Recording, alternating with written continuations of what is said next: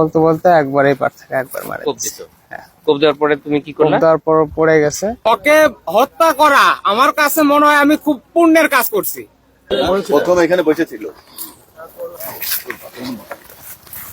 বসছিলাম। কোন মুখে বসেছিল? এইদিকে হয়ে মুখে বসেছিল। আমি এই পাশে বসছিলাম, ওই পাশে বসছিল। তারপর কিছুক্ষণ এদের বসে থাকার পর ওকে বললাম আমি প্রসাব করি, তুমি চেক করো।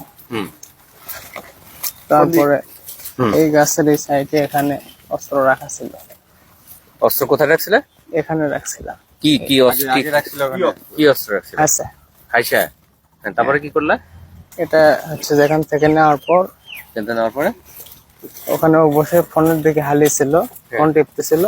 তখন পেছন থেকে হচ্ছে ঘাড়ে একবার কোপ দিছি, তারপর ওখানে পড়ে গেছিল। কোথা থেকে ঘাড়ে কোপ দিছো? ও ওখানে বসেছিল, আমি এখানে পেছনে হচ্ছে হাসিলে দাঁড়িয়ে আসছিলাম।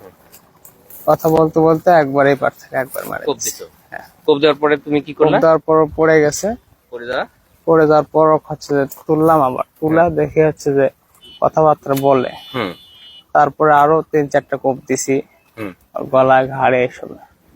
তারপরে যখন আর কথা না বলতেছে না, তখন সেটা নিয়ে যে হচ্ছে যে এই যে এই সাঁকর নিচে, এর নিচে রাখছিলাম। কোনটা নিচে? এটার নিচে রাখছিলাম। রাখছিলাম, এখন কি হয়েছে বলতে পারবো না। এর মধ্যে নামো তো, নামো তো তুমি, নামো।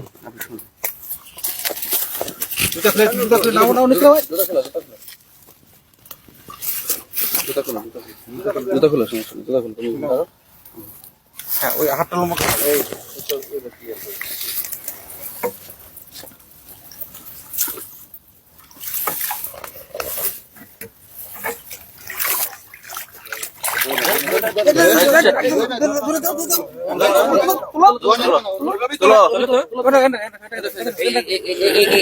এটাই ছিল।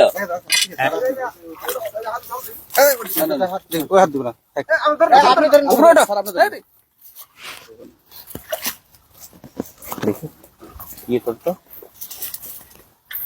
আছে আছে আছে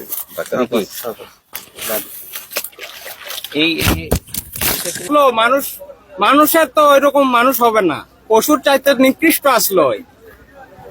ওকে হত্যা করা আমার কাছে মনে হয় আমি খুব পুণ্যের কাজ করছি। এখন এখানে সরকার, আইন প্রশাসন কিভাবে এটা নেবে আমি সেটা জানি না। আমি একদম স্বীকার করে ফেলছি যে আমি ওকে হত্যা করছি, এর জন্য আমি গর্ব ফিল করতেছি। গ্রামে যেভাবে যে পরিবেশ সৃষ্টি করছিল ওর জন্য আর এটাই শাস্তি দরকার ছিল।